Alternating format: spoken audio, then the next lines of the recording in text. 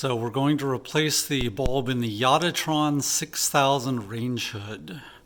First we take off the grills, which gives us access to the back of the bulb. We want it to be cool, and we'll use one hand from the back.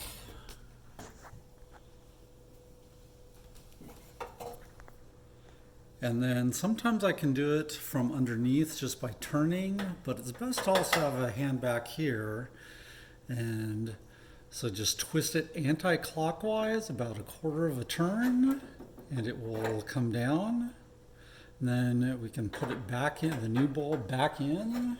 It requires a little bit of finesse, and it needs to be turned exactly the right amount. But eventually we'll get it in, maybe.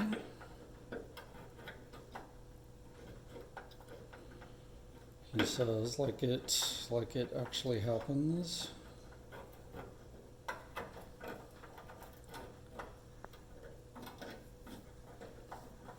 Once it drops into those little holes, we then twist it again clockwise this time, a quarter of a turn, and we're done.